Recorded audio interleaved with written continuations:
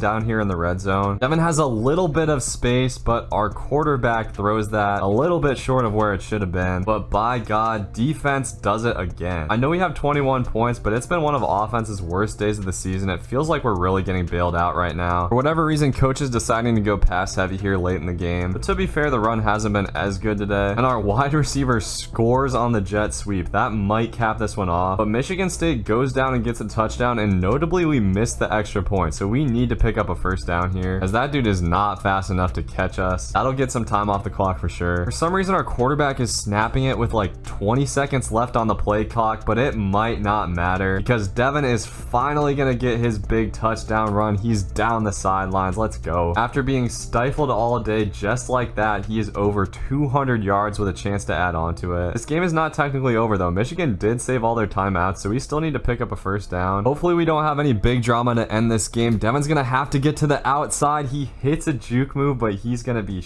short. So Michigan has just over 20 seconds to try to win the game. That's going to be short of the sticks, though. That's not what they needed. So 8 seconds left. Just got to keep everything in front of us, fellas, please. Oh, God. McCarthy's throwing it up deep, and we come up with an interception. I was scared, man. Things were looking a little bit sketchy, but we're going to get out of there with a dub. Another big-time 200-yard performance from Devin. Even though things were a little tougher today, he got his for sure. This might seem like an easy game against Illinois, but last year they were the only team to beat us in the regular season. Brett Bielema had this team playing some tough defense, so we'll see how it shakes out today. We are able to pick up a nice first down on the counter play, and coach is leading heavy on the ground game to start us out, which is what we like to see. Illinois is a well-coached team, but they definitely don't have that speed on the defense that they need to keep up with Devin. So we should be able to break off some big plays today. We're just taking what the defense gives us right now, which has turned out to be a lot. Devin's tired after the long drive, so we're watching from the sidelines on 3rd and goal. A beautiful catch is going to get us the touchdown. Illinois is able to get a field goal. We got to be careful, man. They're probably going to hang around in this one. We just need our offense to keep moving the ball like this. I'll take those extra back juke yards right there. You cannot deny the power of the back juke in this game. I'm going to miss that back juke when the new NCAA game comes out. That's honestly what makes me love this game so much, man. The moves are just so crazy, and I don't know what was going on with the defense there, but that is too much space to give our boy. That's an easy house call. Maybe I was wrong to be concerned about Illinois. We can take the foot off the gas, but this has been pretty easy sledding so far. I'm just waiting for us to break off a big run play. I've been trying to bounce everything to the outside, and we do it to perfection there, hitting the juke move. I will take a clean 25. I don't know how a defense can be expected to stop this man at this point. Without being tired from the kick returns, he just has those burners. You cannot catch him. We're gonna take that down the sideline again. Let's go. Okay, Illinois is able to answer with a touchdown. Maybe they'll turn this into a game after all. The way we've been gashing this defense, though, I'm just not sure if their offense can keep up. We get out into open space and it's over. Every time we do get hit, though, it's kind of ugly. Coach has been letting Devin have some extra plays to audible from, which has been hugely beneficial in these last few games. And right here, we can get out of halftime with a 3-score lead. Burkett's gonna throw a dime for a touchdown. Okay, but after a rough start, Illinois' offense has been pretty resilient. We've still got control of this game, but it could change on a dime. You just never know. I just don't think this defense can stop us consistently enough, though. Burke has done a great job of finding us out of the backfield. And it seems like after a kind of up and down start to the season, this offense is just coming together. And Devin is damn near unstoppable every time he bounces it to the outside. The only thing that can stop him is him getting tired. While offense is going to punch it in without us. And with a touchdown on this drive, we would put Illinois to sleep. I'm going to bounce that outside because why not, man? Why not? We've got the speed for it. Y'all are talking about stuff like read your blocks, go up the middle. No. What if I don't want to? What if I just want to do this? It's too easy, man. It's too easy. This is a very exploitable video game. All right, so we're up over 200 yards on the day. I'm looking to add to that total. Let's have another 300-yard day, as a matter of fact. We head to the 4th quarter well over that 10 yards per carry mark. Just keep piling up the rushing yards. Having the ability to choose from those extra plays is just wonderful. We're getting access to so many nice plays we normally don't get to run. I'm going to need at least one more rushing touchdown out of Devin today, and bro,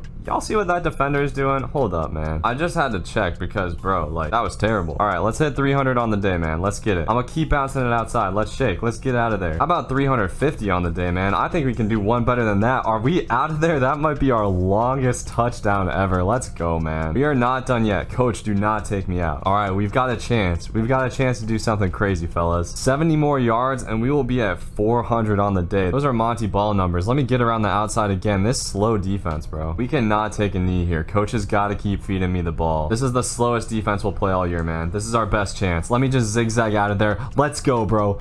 400 yards on the day. Devin is unstoppable, man. He breaks Melvin Gordon's record. That's who I was thinking of. Melvin Gordon, not Monty Ball. The next great Wisconsin running back is getting the chance to add to his total here. Devin is a cheat code. You cannot catch him. You cannot catch him. Let's go. That's going to set the NCAA record for rushing yards in a game, man. We're coming for all the records. The big one, though, the big one is rushing yards in a season. That's the one I want. I don't even know if we got to 1,500 on the year last year. We're probably already at that mark this season. We are most definitely getting revenge on Illinois for what happened last year. Their defense is just useless. They just do not have the speed to match us. If we just had a little bit more time, we can make this 500 yards. But this is going to be our last play. Devin's going to take it in for one more touchdown and an absolutely insane day. A 60-point game and a record-shattering performance from Devin. Almost 600 yards of total offense. We're taking on Penn State and Happy Valley. This was one of our biggest tests of the season last year, and I would expect expect this Penn State defense to be one of the stingiest we played all season, but Devin gets loose on that play. Last year, we really struggled to run the ball against this team, but I feel like Devin has just elevated his game as a running back so much. So hopefully that won't be as much of a struggle today. But we've got a 3rd and 6 here running the halfback screen, and Devin just gets tripped up short of the sticks. That is a play that we probably score on going against any other defense, but we're able to pick up the first down anyways. Offense is moving the ball steady, but I'm a little bit worried about our ability to match Penn State's offense blow for blow. Devin makes a ton of space for himself here, though. That juke move continues to be insanely potent. We do have a 3rd and 1 here with Devin off the field, and we're passing the ball. Thankfully, our quarterback's going to complete that. But like I said, man, this Penn State offense is no joke. They answer right back with 7 of their own, so we need to get some points here before half. I think they do get the ball at halftime. Devin has been very effective out of the backfield thus far, but we've got a 3rd down, and coach is going with the draw here. I'm going to try to bounce that out to the outside, but there's not really anything I can do. Thankfully, defense comes up with a big stop, but we are pinned down here on our own goal line on 3rd down. Devin's going to try to bounce that to the outside, though, and somehow he is able to make magic for a 1st down. This defense has been tough as we're just around 5 yards per carry today, but Devin is doing his best to make some plays. Dang, though, I don't know how that dude got off that block. These defenders are a couple steps quicker than what we've been playing all season, especially what we took on against Illinois last week, but this time we're loose, and right when I say that, we make the defenders look slow. Our quarterback's able to punch that in for a touchdown, but Penn State answers right back. We just cannot seem to hold on to a lead in this game, and it feels like if every drive isn't a score, we could get into trouble in this 4th quarter as we get locked down on the screen pass. So that's going to put a ton of pressure on us to pick up this 3rd down here. Thankfully, Devin is open on the wheel route. We'll take that. We continue to just move the ball slow and steady. I would like to break off a big play, but we can't get behind the sticks here. We've got plenty of room on that anyway, though. That'll be a nice 14-yard gain. It has been slower going for Devin, but he's still up over 100 yards on the day and averaging 7.5 yards a carry. And when I get these counter plays, I like to run at least one hurry up after we run it the first time, because this is our best chance to pick off a big play, but Devin is too tired to make something shake there. So we come off the field and somehow we fumble the ball, man. That is not good. Thankfully, defense gets a stop, but that could have been the game right there. It is a good thing our defense is playing so well, because this has been offense's possibly worst game of the season. This is one of those games where I feel like we're missing Devin's ability to create easy touchdowns on the special teams, as I continue to try to bounce these runs to the outside, but we can't quite get loose for that big touchdown. Devin is tired, man. He's been getting hit all day. He's used to being able to just swerve around defenders, but his teammates are going to have to help us out here. We're back on the field on 2nd and long. We at least need to get this into field goal range, but we're wide open out of the backfield. Nobody picked us up, and that's the 1st down we needed. At the very least, we should be able to get a field goal now. Hopefully we can kill a little bit of clock as well, and Devin definitely should not have stepped out of bounds there. Just not a heads up play by us, and now our quarterback's got to pick up a 3rd and 2. He's going to hand the ball off to Braylon Allen, though, for a big 1st down. I get that Devin's tired, but I really do not like that he's coming off the field for these plays. I'm worried our quarterback's going to throw a pick, but we're just keeping it on the ground right now. And on 3rd down, guess what? Coach has decided to go with a draw. Very James Franklin-esque call. Devin's going to do his best, but that's not going to go anywhere. And for some reason, our coach takes a timeout, bro. I gotta say, that's kind of baffling game management from us, man. So now Penn State has some time to try to get into field goal range. Thankfully, we're going to get Drew Aller in the backfield there. We just cannot give up a big play here. Aller's just going to chuck that up deep. This is going to be the last play of regulation, and it falls short. So we are headed to overtime for the first time in this series, I'm pretty sure. So we are going to start on defense in overtime. The Nittany Lions have a wide receiver open on 3rd down, but he drops it. So we're able to hold them to a field goal there. That is huge. One touchdown is all it takes to win this game. Our quarterback just cannot throw a pick here. But Devin is open, hits the spin, breaks a tackle, and he's down the sideline. I thought that was it. Still a very nice play. And we got to just put the ball on the ground here. Put this game into Devin's hands. We hit the hole there, put our head down, not quite able to get the touchdown. We've just got 2 yards to go, and that is going to be an easy one. Game-winning score. We get out of there with a clutch overtime win. That was truly a tough game, man. Probably the best defense we played all season. Devin got his, but he had to fight hard for it today. All right, so after the big-time win, we are back on the road in a rivalry game against Iowa. Last time we played these dudes, it was a defensive struggle, but I'm hoping that we can open things up today. Iowa usually has stingy defenses, and it looks like they're pretty good here. They're 5-3. It is, of course, a little bit painful for me to play against my favorite team with Wisconsin. I kind of feel like a traitor, but I am still going to try to get the win for Devin here, and I'm hoping that this game is more relaxing than the last. But Iowa's got us to 3rd down already with Devin on the sidelines, and we are running the classic draw play. You know that's not going to work without Devin in there. But you already know, man, Iowa is not going to score a lot of points today. If they do, it'll probably be with defensive touchdowns. We've just got to keep the ball safe and play our game game here. You know we're going to break off some big plays eventually. This is another game where I don't think we're going to be able to get that 10 yards per carry. This defense just plays the run more disciplined than other teams we've seen this year. We're going to need to open it up with the passing game at some point. Coach hasn't done that yet, and Devin's just trying to fight for any space he can find. This counter play is going to set up beautifully though. We seal the edge, and that'll be an easy touchdown. Let's go. We get on the board for what might be an insurmountable lead against the Iowa offense. It is funny, man. Obviously this is a video game, but in real life, if Iowa goes down 7-0, the game might as well be over. I think we should be able to muster up more than 7 points against this defense though. It's been a little bit tougher to run, but we're still establishing the line of scrimmage. Devin has just been getting tired in these last 2 games. We've already got 16 carries in the first half. I love establishing the run, but I wish we'd mix it up just a little bit more. We keep coming off the field, and bad as this offense may be, our defense is not going to get stops forever. Almost had a chance at a big play there. I do not like being backed up in our own end zone here. Thankfully, Devin's able to get loose and pick up a first down to give us a little bit more space. And it feels like that was kind of the play that we needed to get this drive going. If we can get some points before halftime, that'd be huge. As Devin gashes the Hawks over the middle there. We've just got 20 seconds left to get into the end zone. Devin is caught up behind the line of scrimmage, and we're going to take a sack. And we got to be careful here. I think I might just take a timeout. I did not trust the dumb AI to not run the clock out, and we're just going to have to settle for a field goal. And I told y'all it was going to happen eventually. Iowa finally gets down the field for a touchdown. We're going to have to answer here. This is very much a game with the way this Iowa defense is playing, and that was almost a pick. Iowa is able to take the lead with a touchdown. But now we might be in trouble. Devin's going to have to make a big play, and that might be it. We barely get tackled short of a touchdown. I am just a little bit concerned with the fatigue aspect of this right now. It seems like Devin's getting a touch on every single play as we get swamped in the backfield there. Now this becomes a huge third down. Kinnick Stadium is rocking. We cannot punt the ball away here, but Devin gets caught up in the backfield again for a huge sack. Thankfully, defense doesn't let the Hawks extend their lead. We finally have some space up the middle there. We cut it to the outside, but Jamari Harris lights us up. We've just got to keep grinding this out, but we need a touchdown on this drive. Devin is doing his very best to get his team down the field, breaking tons of tackles, and coach is going to just keep leaning on the ground game, trying to kill a little bit of clock here too, I bet. We're able to pick up the first down on the counter. All right, so clock's running. This has got to be a drive. We just cannot settle for a field goal here. We need to lead on the run game in the red zone, and Devin needs to stay on the field. Coach just keeps taking us off in these key situations. All right, we're running the counter play here. Love this call. Great chance to score, and we have all the room we need. Man, if Devin had fresh legs, that was a touchdown 100%. But it doesn't matter. We're going to be able to pick it up here with the power run anyways. Absolutely crucial drive from this Badger offense. Unfortunately, Cade McNamara is putting together a little bit of a drive here, and that's a huge catch on the sidelines. Iowa is well into field goal range, and if they get a touchdown, we're really in trouble. I don't think our offense can move fast enough to pick up one of our own. We've got a huge 3rd and 13 coming up here. Iowa's in 5 wide, and they're just going to dump it off short of the sticks. Let's go. That's a big stop. The Hawks settle for a field goal with just under a minute left in the game. So it comes down to this. Can we get our team into field goal range? I was not expecting this tight of a game against Iowa today. Devin's able to get to the outside to pick up the first down, and I want to be aggressive here. I'm just really wary of our quarterback throwing a pick right now. We take a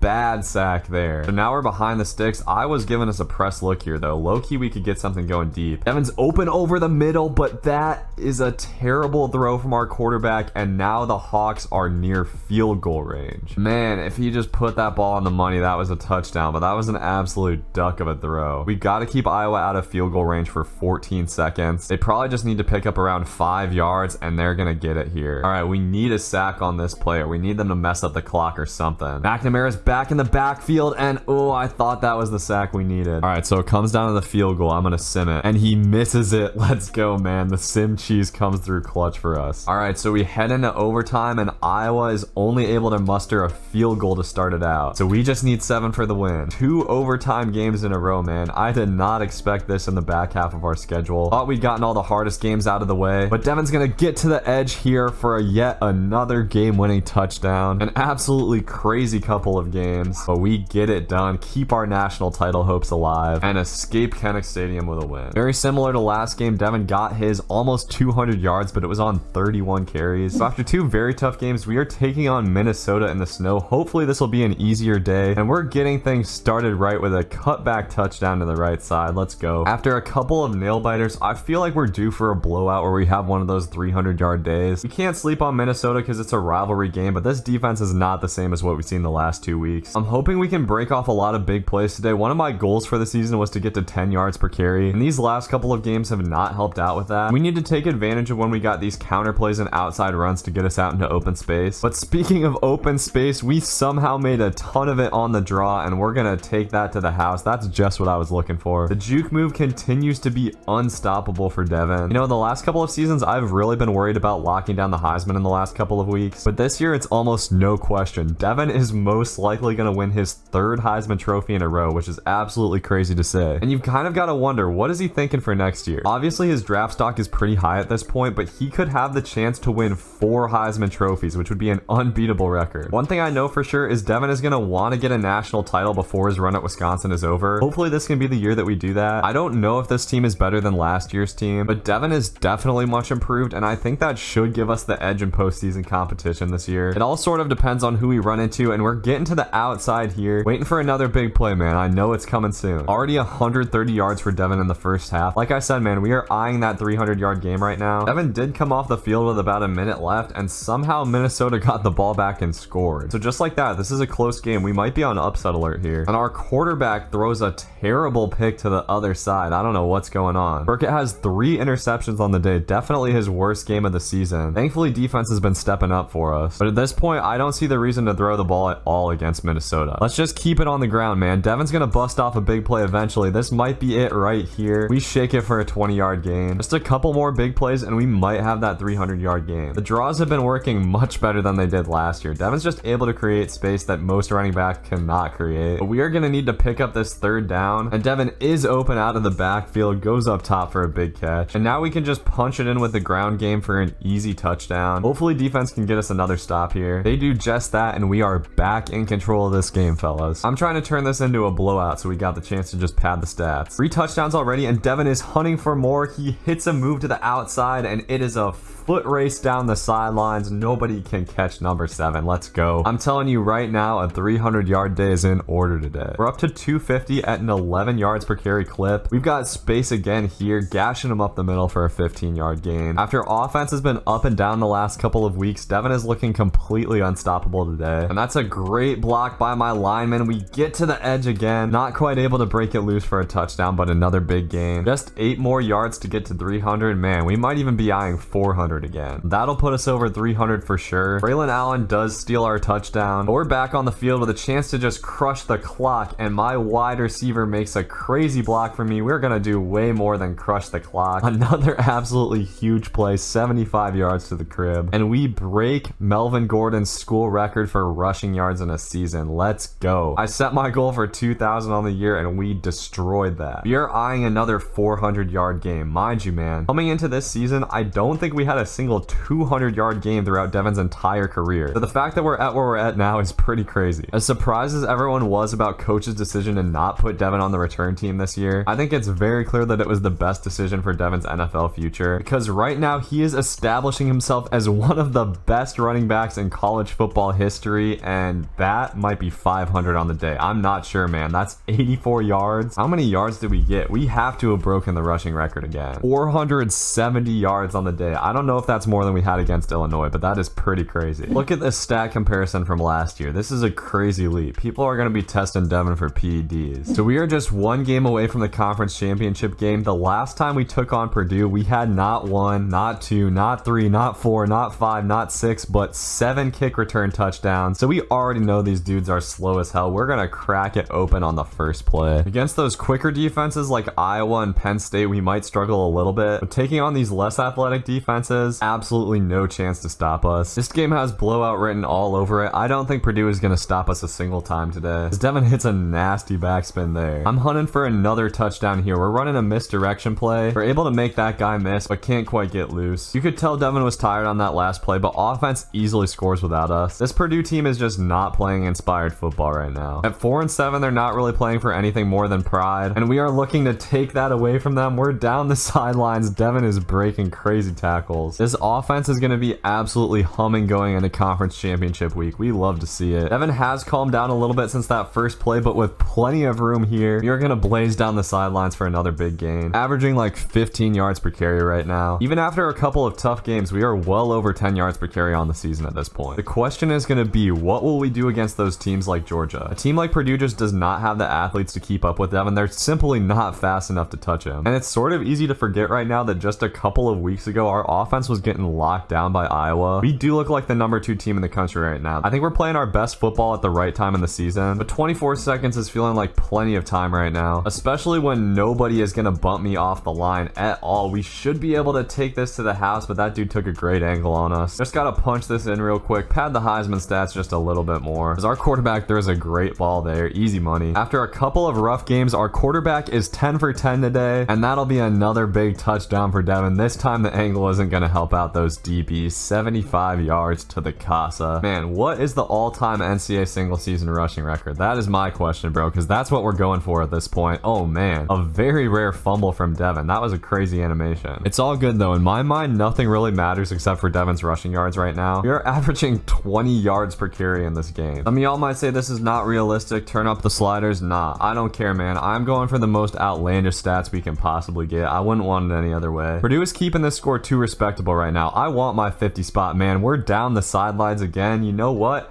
Number 13, pick me up a block. I think we're going all the way to the house. Another 70+ yard run. This feels very similar to the game we played against Purdue last season because their offense is actually playing well. But in all other elements of the game, they are getting completely lit up. 22 yards per carry for Devin right now. We're looking to make that number even higher here. That's not going to help though. 5-yard rush won't cut it. We're going to need to break off another big one here. And that is going to be money. I already know this is a touchdown. Y'all can't catch me. Y'all can't catch me. Let's cut it back inside. Please don't dive tackle me. Let's go. 60 yards, man. Closing in on another 400-yard day. If we can get to 25 yards per carry this game, that would be absolutely beautiful. That's what I'm trying to see. I'm going to cut everything outside, trying to hit another big play. Counter to the outside, this is what we want. Give me one block. I'm gone. I'm gone. Don't catch me. Don't catch me. Let's go. That should put our average over 25 on the day. Good night, Purdue. Another 60-point game for the Badgers. We don't get another possession, but that is a great way to go into conference championship week. All right, y'all, it is time for the moment of truth. We are taking on Michigan State in the Big Ten championship game. We are ranked number 1, but this is a big test against the team that almost kept us out of the playoffs last year. The only reason we beat this team last season is because Devin had a clutch kickoff return with only 30 seconds left to give the Badgers the win. And Michigan State's team is just as good this year, so Devin's gonna have to come up big in this game for sure. He's looking to secure his 3rd Heisman trophy in 3 years in college, something no college player has ever done or will ever do again. But we are struggling here so far in this game. Down by 7, we've got a 3rd and long, just going with the halfback screen. Devin's fighting for yards, but we're just short of the first down. We end up punting the ball away, but thankfully defense is able to get a stop. We're not going to hold this Michigan State offense off forever though, and I don't even know if that ball was intended for Devin, but we snap it up anyways. Michigan State is really stacking the box to stop the run right now, but you already know it's only a matter of time before we break off a big run. We are faced with another 3rd down here in what I hope is 2-down territory, but knowing coach, he's probably just going to punt this away. It looks like on 4th and 2, we are actually putting the ball on the ground. Big play, and Devin comes up with the 5 yards we needed. No big plays so far. We're just taking what the defense gives us, but this might be one here if we can get to the outside. We get around that cornerback, and Devin is taking this to the crib. 30-yard touchdown. Let's go. That'll break the school record for rushing touchdown in a season set by Monty Ball. It's honestly insane that we just broke that. Monty Ball really went crazy. And defense comes up with another stop, so now we're in a good spot. Last year, this game was more of a shootout, but this year, defense seems to be doing its job. And we can get to the outside again here. It is a foot race. Devin is going to cut it to the sidelines, but that was a nice angle by number 37. Still a huge run for us. And we have a chance to take control of this game before halftime here. If we're not mistaken, I think we get the ball at half too. Oh, my dude missed a block there. Otherwise, we might have been sprung. Even though we haven't had a ton of big plays, coach is leaning on the ground game heavy today. And Devin hasn't been coming off the field at all. We've got a 3rd down and we're running for it again. Devin powers forward, but that's going to be a 4th and inches. We absolutely need to put our head down and pick this up. And thankfully, that's going to be easy. Devin does come off the field here, but we punch it in for a touchdown. Let's go. And low key, fellas, we could make this another touchdown before halftime. Devin's just in one-on-one coverage down the field, and number 37 breaks it up. 2nd time he's denied us a touchdown this game. That's the ball that Devin struggles to come down with, is that 50-50 ball in the air. He's great out of the backfield, but he doesn't quite have those receiver ball skills. We are outside of field goal range for this 3rd and 10. Gotta find a way to pick this up here. Oh, but Devin's wide open. Just throw it to him. We should be able to take this to the house. Come on, beat this dude, Devin.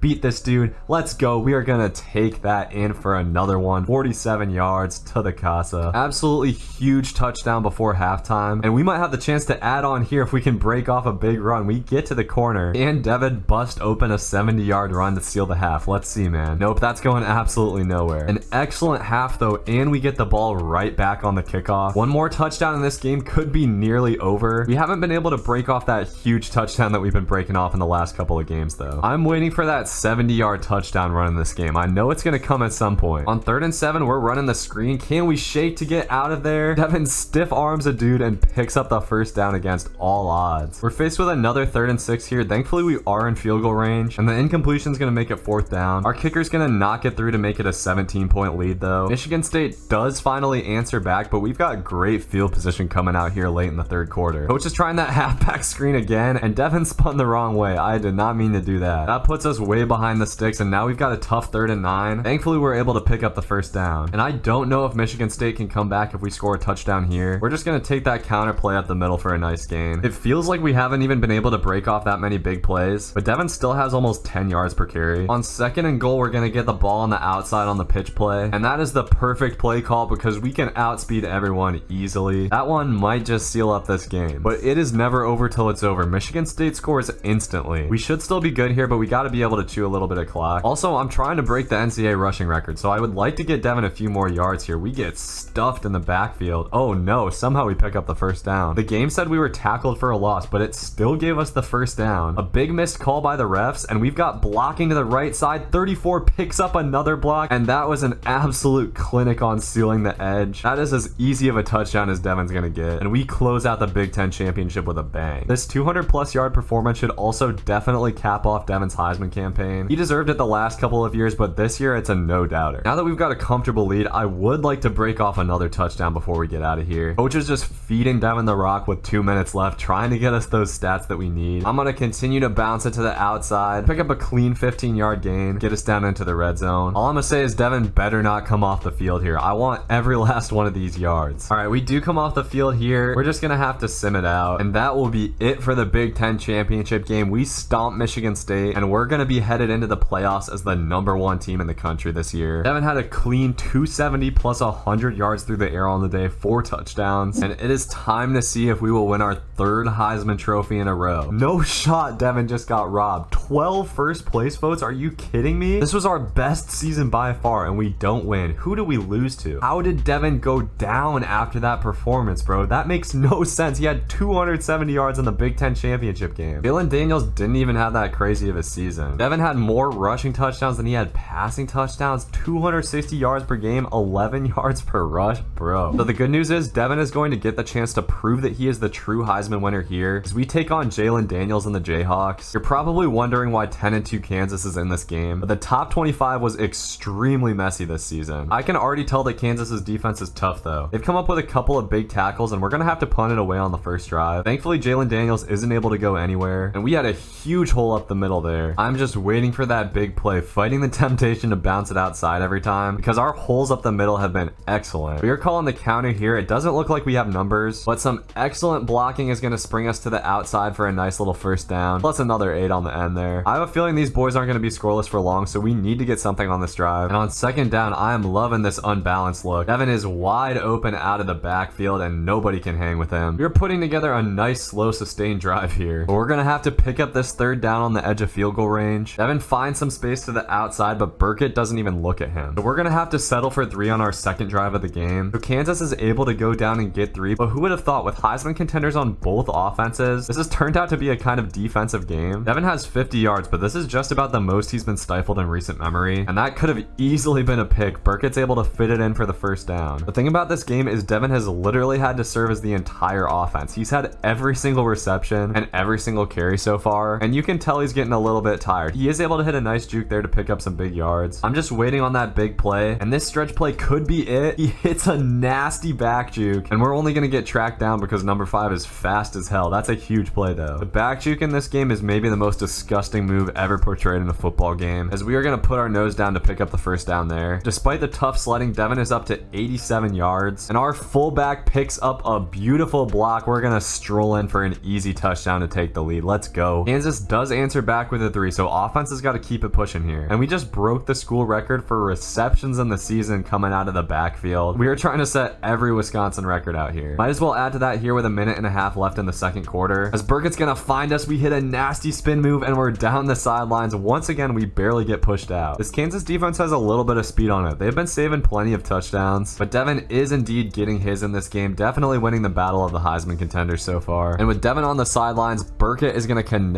for a touchdown, but shockingly, Kansas is able to go and get a touchdown with under a minute left. They are not going down quiet in this game at all. I was kind of thinking this would be an easy draw for our first round, but it's turning out to be one of the toughest games of the season, and Devin's gonna have to grind this one out. In this close of a game, we can't get too greedy with our yards per carry. I'm loving this halfback screen here. Unfortunately, the Kansas defenders are gonna swarm to the ball. They've been doing a great job of that all day. I know we have 17 points, but it's been difficult to get anything to consistently work against this defense. We've just had to settle for small chunks of yardage. This is how Devin operated last year, but this year he's gotten used to breaking off those big plays, and it is hard to sustain a drive like that because we can't stay on the field for every play. We're gonna hit the back juke there, and our quarterback picks up the block for us. Probably Burkett's best play of the day as we get in there for a big touchdown. And just like that, defense gets a stop and we have all of the momentum in this game going into the fourth quarter. A touchdown here would effectively end it, and somehow we get to the outside again. Devin is showing that he most definitely deserved to win the Heisman as we take that in for one of our longest touchdown runs of the season. Let's go, man. Just like that, we're over 200 yards on the day. Kansas is able to answer with a touchdown of their own, but all we've got to do is run the clock out to win this game. All right, this is not over. We've got a third down here, and if we don't get this, I have a feeling Kansas is going to make this a one-score game. Thankfully, Burkett throws a dot to the other side of the field, so we're going to go back to ground and pound mode. Our blocking continues to be excellent as we get to the outside, hit the swerve, hit a stiff arm. Devin is looking strong as hell today. At this point, time is really on our side. All we got to do is drain off like one more minute of clock here. The Jayhawks have started to use their timeouts, so this play might decide the game, and Devin is able to pick up the first down on the halfback angle route, almost gets out of there with the juke move. That should probably do it. I'm gonna want one more touchdown before we head to the national championship game though. On 3rd and 11, we're running this screen that's worked a couple of times today, but this time the Jayhawks are ready for it and we get lit up. So Kansas does fight to get another touchdown, but we're just gonna be able to kneel this one out, and we are headed to the national title game for the second straight year. Devin had a fantastic performance, almost 400 yards of total offense on the day. All right, so we will be taking on USC in the national championship. And just by the way, Devin did absolutely smash the rushing record if we weren't clear about that. So 3,600 already on the year for him. We could get to 4,000 if we have a crazy natty. All right, so this is it. It is time for Devin to play in his second national title game. Last year we got stomped by Georgia, so we're looking for revenge this year. If Wisconsin can win this game, they will prove that they truly belong on the big stage. Devin has elevated the school to new heights, but it's not going to be complete unless he gets a win here. As we almost get loose on the spin, we get lit up after a 7-yard gain. Devin can take a tiny bit of space and turn it into a ton of space with those moves. This USC defense looks to be pretty tough though, so we're gonna have to pick up a 3rd and 1 here as coach is going with the play action pass, and Burkett throws a dime to the right side. Let's go. It looks like our quarterback came to play today after a rough game last week, and we're gonna need him to ball out because Devin's been getting locked up in the backfield so far. This time he's able to escape though and pick up the first down on the halfback screen. The main difference against a tough defense like this is we have to drive a little bit more slowly. Can't just rely on bouncing it to the outside for big plays. And the problem with this is Devin gets tired and has to come off of the field. So we've got a 3rd and long here and we need a touchdown on this play. Devin's motioning to the outside and I was hoping Burkett would just throw it up to me, but instead he finds Cundiff in the corner. Let's go. A couple of huge plays from our quarterback give us the lead in this one. We're going with another halfback screen on 3rd down and we don't have a lot of room to work. I tried to hit that juke, but we couldn't get it off. So USC is able to tie this game up. It looks like the Trojans came to play today and they have held Devin to under 4 yards per carry, something no other defense has done this season. Chances are we will break something off eventually, but for now we've been completely locked down in this game. Our quarterback play has really helped us keep it in control though. Burkett's been picking up some big first downs. Seems like this is one of those games where Devin just has to do his job and not get us too far behind the sticks. This 3rd and 7's a big play early in this game because I'm pretty sure coach is going to punt if we don't get this. Thankfully Burkett once again picks up a first down. That's good to at least get us into field goal range, but we're going to have to convert a 3rd and long if we want a touchdown, and we we end up settling for a field goal with a couple minutes left in the half. Devin's having his worst game of the season so far right now, but somehow we've been able to maintain control in this game, and if we get a touchdown here, we're in a really good position. Burkett's not even looking to Devin at this point. He's gonna throw it to the other side of the field for a touchdown. 150 for our quarterback in the first half. But with the USC offense waking up, we cannot continue to just rely on the pass game. The running game has to do something here. None of our usual tricks are working right now. USC has completely stacked the box all game. They have been making the decision to force our quarterback to beat them with his arm, and we can't pick up the third down there. We're pushed back in our own end zone here, still not able to find any kind of daylight. And while this game has gotten a lot better, this has got to feel like deja vu for Devin to last year's national championship game in some ways. He got locked up in that game, and in this one, he's only averaging 2.8 yards per carry after being at a 10-yard clip the entire season. He is able to come up with a big third down catch there, so hopefully that'll give him a little bit of momentum going into the fourth quarter. We're running the pitch here. Let's see what our blockers can do. We finally got some space to the outside, and that's only a 17-yard gain, but it feels like a huge one. That'll hopefully open up the passing game just a little bit more, and Devin's motioning to the outside. We might have some space downfield. Burkett's gonna throw a dime, but the safety comes over to make the play. Thought that was gonna be a touchdown. We're running the counter here. USC defends that well, but we find some space, get to the inside, and Devin is finally starting to get this rushing game going. Even in Devin's worst game of the season, he's almost at 100 rushing yards for the day, and we have a chance to potentially put this game away if we can score a touchdown. A field goal absolutely will not cut it on this drive, and Devin puts his head down for the big hit to pick up the first down. Coach is going with the screen game to try to get us into the end zone here, but that time USC sniffs it out. So 2nd and 12, we're just going with a draw play into a stacked box. Devin's gonna try to bounce that to the outside. We are able to pick up a decent gain, but we are gonna have to watch this crucial third down from the sidelines. Burkett throws over the middle. Our dude trucks a guy, but we're not able to pick up the first. So we're gonna have to settle for a field goal, and I have a bad feeling about this. Caleb Williams has the Trojans inside the 40, but they have a 4th and inches, and they're putting the ball in the air. This is a great chance for a stop, and defense comes up with a sack. All we have to do is crush the clock, and Devin will finally be a national champion, but our blocking has just been in the gutter today. This is a big test. After a tough day, can we push forward for one more first down? We're not able to get to the outside, and we might be in trouble, man. It's going to come down to our quarterback's arm once again on 3rd and long, and he throws a dot to the right side. We pick up the first down and more, and that just might do it for this game. Burkett is having his best game of the season in the national championship game. There's still a little bit of time on the clock. On 3rd and 17, Burkett's gonna snap it with like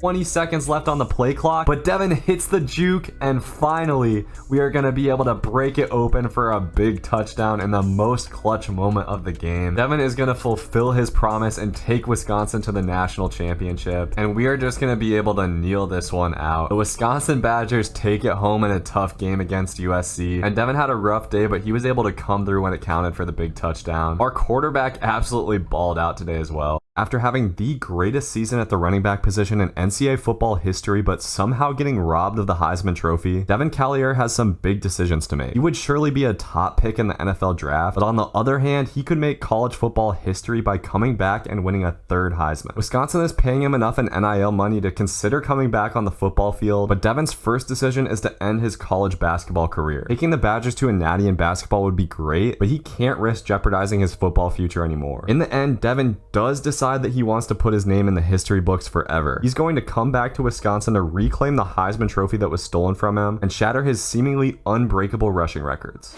It is time for Devin's final season as a Wisconsin Badger before he heads to the NFL, and we're going to see if he can win the 3rd Heisman Trophy of his career. We're starting this season off with a very tough game against number 6 Alabama, and check it out, man. The polls seriously disrespected us. After going to the Natty in 2 straight years and winning it last year, we're only ranked number 16 to start out the season. You hate to see that kind of disrespect, but we're out to prove the doubters wrong today, and Devin is already getting it cooking. That should be around a 30-yard rush. We're off to a good start already in this one as we're down here on the goal line, and on 2nd and goal, Devin's just going to be able to punch that in for an easy touchdown to start us off. We're coming out firing against a tough Alabama team, and defense holds strong. That play gets blown up in the backfield though. Now we're in a dangerous position backed up on our own goal line, but Devin is somehow going to get out of there, and no one should be able to catch him. That that might be the longest touchdown of our entire career on the ground. Let's go, man. Right when things were looking tough, we break out of there. Bama is able to answer, but I'm feeling good about this one. You can tell Devin has definitely improved his strength this season, and I'm actually pretty surprised at how well we've been able to run the ball against Alabama. We've just been great at making space, and that was almost another huge play. So on 3rd and 9, we're going with a little halfback screen action. I am liking how this is setting up. Let me get up out of there, man. Y'all cannot catch Devin, and that's going to end up being a huge gain on 3rd down. This Crimson Tide defense is not looking quite as athletic as I'd expected. Our blocking has been kind of up and down today, though. Now we've got to try to pick up a 3rd and super long. We're going to complete that well short of the sticks, and Alabama goes down to tie it up. We knew this wasn't going to be easy, but offense has got to respond here. We're backed up in our own end zone again, though, and coach is just calling a run on 3rd and 17. I don't know, though. We've got a little bit of space here. Unfortunately, that block doesn't quite hold. Nick Saban's going to take a timeout. Thankfully, our defense gets a stop, but offense has stalled just a little bit here. Devin's going to have to make another big play as he hits a crazy cut to pick up 7. And I'm really liking this to the right side here. I'm going to bounce it out. We hit the juke move, but barely get tripped up. That juke is not quite as effective when Devin's a little bit fatigued. Otherwise, that might have been a touchdown. And on 3rd down, we're not going to be able to pick that up. But defense has been really solid today. I know Bama's got 14 points, but this is a really good offense. So I will take the stops we can get, and we've got a lot of room here. Devin breaks free. That could have been a touchdown, but we still get a nice gain out of it. We got to take advantage of getting into space on those counter plays. Our offensive line has mostly been really solid in this one, but Devin's starting to slow down a bit. Very big 3rd down here as we're running the pitch play, and we've got a little bit of space, but we get tripped up. Those outside runs are starting to break down a little bit, so we've got to start running it up the middle more, and this feels like a drive we need to score on. Defense is not going to hold them off forever. We finally got blocked to the right side, though, and we're loose. We get another one down the sideline, cut it back in. That's the big game we were looking for, man. All right, now I'm feeling good, and coach is calling my favorite play in the playbook. This is going to set up beautifully, and we make a man miss, of course. Devin is a little bit out of gas, though. The fatigue is getting to us. Devin comes off the field to start the 4th quarter. So now we're faced with a big time 3rd and 12. I'm just going to take the wheel route, but he throws it to the other side of the field, and we pick up the 1st down. That is a huge play by our quarterback. And on 2nd and goal, we are going to walk in for the touchdown in the lead, but Bama finally answers with a touchdown. We're going to need some more points to win this game, and that end is fast as hell. We're barely able to get out of there. Our quarterback is going to need to make another play for us to win this game, and that's a nice pickup. I wish coach would just put the ball on the ground here and chew some clock. We're running the speed option, and our dude gets lit up. On 3rd and inches, Devin is off the field. I am praying we just pick this up, and Braylon Allen's going to smash forward for the 1st down. So this is it. 1 minute left. We're right on the edge of field goal range, and Burkett takes a sack. All right, this is the play right here. 3rd and 16, and Devin is the primary route. Burkett just dumps it off, though. That's not what we needed. And shockingly, coach is going to go for it on the 35. I guess he doesn't trust our kicker, and Devin does not have a route here, so we're just going to have to pass block. Burkett throws a dime, but our receiver drops it. Now we could be in trouble. We can't let Bama get into field goal range, but we come up with a huge sack and a fumble. Let's go. Our defense comes up clutch. Now we've just got to take care of the ball and kick the field goal. Coach is calling a pass here. Oh my god, Burkett's throwing that into the flats. That was way too dangerous. All right, so 2nd and 9. Just do not throw a pick, Burkett, please. All right, he's just taking off. Hold on to the ball, buddy. All right, this might be our last play from scrimmage. 3rd and 6. We're running the screen, and we don't have a ton of space, but Devin hits a clean spin move, and he gets out of there for what should be the game-winning touchdown. Yes, sir. All we've got to do is knock down this Hail Mary, and we are starting out the season right, proving that we deserve to be ranked higher than 16. Devin comes up big with some huge plays, including the game-winning touchdown. He scored every single touchdown on the day. That's a great way to start off the season. We do go up to number 9 in the rankings. Look at these teams ranked above us, man. What the hell has Oregon State done to be ranked above us? Apparently, we have the hardest out-of-conference schedule possible. We're taking on Clemson week 2. After winning the Natty, I guess coach wanted to load up with tough games. So we are going to see another tough defense today, but Devin has proved that he can compete against the best of the best. We're running the misdirection play here. There are a lot of numbers for Clemson on the right side, and I was trying to cut outside of my block. Didn't quite work out. Not my best stick work there, but we have so much space on 2nd down, man. That defensive backfield is pretty fast, but that's a big gain, and I'm loving how much space our offensive line has given us to work with so far. And right when I say that, that play gets blown up in the backfield, but somehow we get out of there. I'll take a 1-yard gain on that. So now we just got to punch it in down here on the red zone, and Clemson is stacking the box. We're probably going to see a lot of that this season. On 3rd and 5, we're just running the crosser. That's easy money and might be a touchdown. We hit the spin and somehow get in there. Let's go. The spin has been deadly to start out this season. season. I've noticed that Devin has been breaking a lot of tackles in these first couple of games, as we truck a dude there. That's new. Remember, Devin plays at a very light weight to maintain his speed, so it's good to see that he's been in the weight room. On third down, coach is calling this screen that worked so well for us last week. Burkett's gonna get sacked there though. So Clemson is gonna take the lead. We've got ourselves a fight in this one. This is suddenly a huge third down, but Devin's got a ton of space off the line and we're barely able to pick that up. Let's go. Burkett drives us down the field with ease, and now we just gotta punch it in on the goal line. Clemson gives us a heavy look, but that was a huge block by the fullback to spring us for the touchdown. We have scored every touchdown on the season so far. 31 seconds, honestly probably plenty of time for Devin to break something off, and this is it, man. We've got a ton of room to the outside, but we barely get tripped up. Damn. These athletic defenses tend to stop us from breaking off too many big plays, so we're just gonna have to take our 10-ish yards, but that little burst gets us into range where we could potentially get some points, and our quarterback has a concussion, so he's out for the game in this one. Hopefully the backup can get us the ball. That's his main job. With no timeouts, it's gonna be pretty tough to score here. Looks like we got a big completion though. That took a ton of time off the clock, and there's actually no option for me to spike the ball, so we're just gonna have to run a play and try to score a touchdown. He's just gonna chuck it up to me and we catch it, but we're not able to get in there. So a good first half, but there is plenty of work to be done in this one. Our offense has got to build more consistency if we want to be able to win out, and this is a big drive. We've got great field position, just got to capitalize on it. I'm gonna run the counter again here. I want to try to break off a big play out of this. We've got some excellent blocking, so I'm just gonna take what the defense gives me. This is the drive, fellas. We cannot come away from this with any less than 7 because I know Clemson's gonna score eventually. The bad thing about getting the ball every play is Devin is getting tired as hell, man. He does not have that same burst he had at the start of the game. So we're just gonna have to watch that third down from the sideline, and we can't pick it up. We're gonna have to settle for 3 on this drive. Thankfully, defense continues to be stellar. They've been really good against good offenses in these first 2 games, and we create a ton of room there. This should be a touchdown if we can get out of there. We cut it back, but my own blocker tripped me up. To be fair, that was kind of an unpredictable move, but that was the only way we were gonna have a chance at a touchdown. I need my blockers at the line of scrimmage, but once we get into open space, it's all over, and we're gonna take that to the house. After a lot of tough drives, we make quick work of the Clemson defense there. Tigers are able to answer with a field goal, but I'm feeling pretty good about this one. We score 1 more touchdown, and we've got this locked down as Devin gets loose for the first down. We've just got to keep our foot on the gas here. Our blocking up the middle has been really solid. On 2nd and 6, we're running a little bit of off tackle, but we get lit up before we can go anywhere. So now we got to pick up a big 3rd and 8 if we want to keep up the momentum. Those motion plays, for whatever reason, just give Devin a ton of space, and he hits the juke move down the sideline. We are going to stiff arm our way into the end zone for another huge touchdown. I'm pretty sure we've still scored every touchdown of the season for the Badgers so far. Clemson's offense decided to wake up. We got to crush the clock here. I think we can do one better than that though as we get to the outside. Was hoping we could spring another touchdown, but that's a big gain anyways. And I'm loving how the counter is looking here. We get our blocks and we might be out of there. The juke move didn't work out quite right though. So this becomes a huge 3rd down. Coach is just calling a draw, and we don't have too much space to work, but we power forward for 4th and inches. We punt it away and Clemson's driving, so it's up to the defense to come up with a red zone stop. With just under a minute left, this might be the last drive of the game, and Clemson is taking their time. All right, so 1st and goal. Klubnik's just gonna drop that off, and Clemson's able to get into the end zone, but there is a clipping on the play. So we live to fight another day. The downside is now they're gonna be able to waste more clock if they end up scoring a touchdown. Klubnik just chucks that over the middle, and somehow it's a completion. So the Tigers are gonna get 2 shots at this from the goal line, but we stuff the read option in the backfield, and this is it, man. 4th and goal. What can our defense do? It looks like Klubnik's gonna try to take off, and he got hit, but somehow that gets completed. I thought we had this bagged, but Clemson goes down and scores. So barring a miracle, this game is gonna go into overtime. I feel like our best chance is to just break off a crazy run play. So I'm just gonna bounce that to the outside and hit a juke move. We're not gonna be able to get to the end zone though. So our first overtime game of the season. Clemson wins the coin toss, so we've got the rock first. This is big, man. We lose this game, we're in bad position to make a return to the college football playoff, but Devin comes up with a completion on the first play. The key here is we cannot get behind the line of scrimmage. I do not trust our backup quarterback. I'm just gonna take what the defense gives us up the middle, and Devin somehow rumbles for a huge gain on that play. Let's go, man. The extra broken tackles have really been helping us. Now we got to punch this in on the goal line. We're gonna have to run into that box though, and that's gonna go nowhere. So an absolutely huge 3rd and goal. I don't want to have to rely on our defense, and Devin's one-on-one against this dude. Let's see if we can cook. We have some trouble, and dude just throws it up to us, but there's nothing doing. I have never seen Devin get that box in his entire career, and we have to settle for 3. So it is all up to the defense now. Klubnik's got all day in the pocket, and he fires it to the end zone. Bro, we had a pick for sure. Man, that might have been our chance to win. We cannot be dropping that thing dude. They're just going Wildcat. Okay, it looks like we're gonna get him to third down. So big time 3rd and 1. Need to play from our boys here, but that run's gonna get Clemson the first. I do not have a good feeling about this. Klubnik chucks it up again, and once again we drop an easy pick. Those are the plays you have to make if you want to win this kind of game, and we're not making them right now. They're just running the speed option, and we play that great though. All right, man, another 3rd down. We're gonna need the stop. Klubnik dumps it off over the middle, and we stop him short of the first. So Clemson will take the field goal, and we live to fight another overtime. Defense has the chance to hold it down again, and Clemson just runs a draw. So they're gonna take a field goal, and now we have a chance to win this thing. Unfortunately, coach is dead set on passing the ball, which is a little bit scary here. But Devin is wide open over the middle. We can't quite get into the end zone. All we've got to do is punch this in to take home a clutch win. That gets blown up in the backfield though. We're gonna go with a goal line screen here. I do not want to give my quarterback the chance to throw a pick. And this sets up pretty well, but he threw it late, and I don't know where Devin was going on that. All right, man, this is it. If we can't pick this up, we're headed to a 3rd overtime. Oh, Devin's got space, but for some reason he doesn't react to the ball, bro. I think we 100% had a touchdown if we caught that. We totally would have made that guy miss in the open field, but we're headed to a 3rd OT. All right, field goal is not going to cut it here. Offense has got to stop stalling out. Those toss plays have been terrible all day, but Devin falls forward to pick up something. And I really don't like that coach is going away from the run here. Our quarterback somehow gets that out, but our receiver drops it. Come on, man. For whatever reason, this team has had butterfingers in overtime. So on 3rd down, we've got to pick this up, and that was almost a pick, bro. I'm going to run hurry up. I don't trust defense to get 3 stops in a row. I'm going to put this on Devin. We run a route over the middle. Our quarterback's got to get rid of it, but he gets sacked. So now our only chance is a turnover from the defense. Ripley's going to get tackled in the backfield. So there is a small chance Clemson could throw this ball. They've got a 2nd and long. That's a screen pass. I thought we had a dude over there. All right, 3rd and 15. We need some sort of miracle here. Klubnik just fires over the middle. This should be an easy field goal. I'm going to sim it because that'll give us a better chance. But Clemson takes it home. Our offense completely stalled out in overtime, largely due to the lack of running, and we take a killer first loss of the season. All right, man, that's a tough loss. Now we're going to have to win all of our games in Big Ten play. We're starting things off with what should be an easy game against Northwestern. Our fullback completely missed his assignment there. I'm going to try to run this same play on 3rd down. This time my dude doesn't miss his block, and we're able to pick up the 1st and more. Offense cannot stall out today. We've got to be consistent. I don't think this Northwestern offense is going to be as good as the ones we've seen so far, but after a 3 and out, they go down and get 3 right out the gates. Hopefully this team isn't too drained after that loss last week, but we're not off to a good start in this one. Devin's going to have to step up with a big play as we finally get some room there, barely get tripped up. I'm not going to lie, boys, I'm feeling a little bit tired after that Clemson game. 3 overtimes is no joke, especially with the load Devin's had to carry for this team, so he's looked just a step slower today. Offense is off to a seriously slow start in this one. We got to make something shake on this drive. We're down in the red zone here, which gave us absolute nightmares against Clemson, but this time we're able to punch it in for a touchdown, and defense is able to get a stop. All right, man, I'm hoping for a nice easy game in this one, if I'm being honest. This Northwestern defense has been tougher than expected so far, but we get loose there. If we didn't get caught up, that might have been a touchdown. I will say, after having 11 yards per carry last year, it seems like Devin has dropped off just a little bit. Our offensive line isn't quite what it was, so we just got to call more of these draw plays. This one honestly isn't setting up very well, but some nice blocking gets us out into space. Great tackle by that dude though. I'm just gonna run it again. This is the best play in the playbook. I'm gonna try to make it work, and this time we get to the edge. That'll be a nice big game, but we're probably gonna come off the field here. So we gotta watch 3rd down from the sidelines, and that is gonna be nowhere close until that dude broke a couple tackles. 3 points is still nice, but we gotta be better in the red zone. All right, so we come out of halftime with a 7-point lead. Devin has 100 yards in the first half, but it still somehow feels like this game hasn't been quite up to snuff for him. I've been trying maybe too hard to create a big play, and our quarterback's not able to get that over the linebacker. So this is a game. We are not looking like a national championship team right now. We're gonna have to be better, and Devin gets loose there. Dude misses a tackle, and we had the defense lost. Finally, the big play we were looking for, man. That one feels good. 86 yards to the crib up the middle. All right, now we've got a chance to close this out. Just one more touchdown and we're chilling. That DB played the juke move beautifully. After a slow start, Devin is back up to his 12 yards per carry, and I'm hoping we can add to that a little bit more before the game is over. I'm loving what the right side looks like here. We've got a beautiful hole, and we're almost able to break that open for a touchdown. Northwestern's offense hasn't been able to do anything in the second half, so all we really got to do is crush the clock. If we pick up this 3rd down, the game is pretty much over, and Devin has so much space, bro. All dude has to do is get the ball out to me, and we are ghost. I don't know what kind of coverage Northwestern was rocking with there, but that'll put a nice bow on this game, and we've still got 53 more seconds to cook. I'm trying to get as many yards as possible, man. They robbed us of the Heisman last year. I can't have them doing that this year. Let's get loose, man. We hit the juke move down the sidelines once again. I do not want to see coach calling kneel plays here. Let's keep running the ball and getting Devin out into space. We can get around that corner, no question, and we take it in to cap it off. Not quite able to get to 300, but a very nice day for Devin. 278 plus 84 receiving yards. And if you look over to the right here, we are really closing in on some of these big NCAA records. So now we've got a huge game taking on number 2 Ohio State with a chance to get back on the map in the polls. For some reason, Ohio State is wearing white at home, so this is going to be a terrible uniform matchup, but we start this one off nice. Getting to the outside on the counter. Let's go, man. 75 yards to the crib on the first play. So sadly, our beautiful first play is erased by a freeze. At least the uniform matchup's a little bit better now. That's very sad, man, because big plays are going to be tough to come by against this type of team. Oh man, we had a nice hole there though. If we didn't get caught up on our blockers, that might have been another one. We might not be able to start it off with a 75-yard touchdown run, but I'm hoping we can at least start it off with a touchdown drive. We're putting together a nice one now, but Devin comes off the field for 3rd and 6. Oh, and we're running the screen to Braylon Allen. That's actually going to work out beautifully, and he gets in there for a big touchdown. Devin's been taking up most of the attention, but Braylon Allen comes through big. We've got a chance to run a screen of our own, and this play might be a touchdown too. Number 29 was too fast though. All right, we're getting the screen game going a little bit, going back to the inside run here, and tons of room. We almost bounced it to the outside. We still aren't at that 75 yards that we got on one play on the last reset, and man, our tight end drops everything, it seems like. We're going with a stretch play here. I love running these stretch plays where the fullback's leading, and this is why it gives us tons of space to the outside, and it's going to be a foot race to the end zone. Devin puts his head down but isn't quite able to get it. So somehow Ohio State has us to 4th down here on the goal line, but thankfully we're just going to be able to punch it into the right side. Almost got a little bit scary there, but we take a 14-point lead. For whatever reason, Ohio State's offense has not been able to do anything, so we've got the chance to stretch our lead to 3 scores. We're going to have to pick up a 3rd and 9 to do that, but Devin has tons of space to the right side. Those off-balance formations work wonders for us. Despite how good offense has been looking, we're only at 5 yards per carry so far. Thankfully, we've been able to cook in the pass game, but I am trying to get that average up. I want to average at least 12 yards per carry on the season this year. You can tell, man, fatigue is definitely getting to Devin. His legs have not looked very fresh in these last couple of games. The brunt of having the offense lean so heavily on him that he gets the ball on basically every offensive play. Thankfully, our quarterback's going to take care of us there with a 30-yard touchdown. Ohio State finally answers back, but they missed the extra point, so I'm still feeling pretty good about this one. I'm going to take all of that green grass to the left side. Very good play by the DB to even tackle us there. We've just got 24 seconds to get some kind of points before halftime, and our quarterback is taken off. Devin picks up a block to get us the first down, but dude fumbles it. That is not good. That allows Ohio State to get a touchdown, so this is very much still a game. Devin falls awkwardly on the stretch play, and it looks like he's hurt. Thankfully, we do not spend too much time on the sideline there. We come back in on the next drive. Now we got to cook though. We got the counter play, but those DBs have been playing the juke so well. Normally that's an automatic touchdown, but we're just having to take what the defense gives us right now. It really sucks that 75-yard touchdown run got wiped away because we've barely been able to get up to that number on the game. This is the most clamped Devin has been in a while. We need to pick up a big play eventually, but we just haven't had quite enough room. I am really liking the stretch play, but they've got numbers to the right side. I'm gonna cut that outside anyways, but Devin is not quick enough right now to do that. That was a bad decision. Thankfully, our quarterback somehow picks up the first down, but we gotta be more careful. We cannot get away with that kind of play against this defense. That might be our biggest play of the game, honestly. We get 20 on the cutback. So a touchdown here might just ice the game, and that is gonna be an easy one. We stroll in there to take a 2-score lead. With a touchdown, the Bucks are right back in it though. The box is stacked, so I'm just gonna bounce it to the outside, and we finally have good blocking, but we get tripped up again. Still a big time first down to get this drive cooking, and I'm loving the counter. We get a beautiful block, and we might just be off to the races finally, man. We've been bottled up all day, but we get our big touchdown to cap this one off. 63 yards to the crib. But I guess this isn't over, man. Ohio State goes down and gets another 7. We're just gonna have to pick up one first down to win this game, and we can't quite get it there. All right, so 2nd and 4. I'm just gonna put my head down here. Nah, psych. I'm bouncing that to the outside. We've got the speed to do that. Why not, man? Let's add to our total on the day.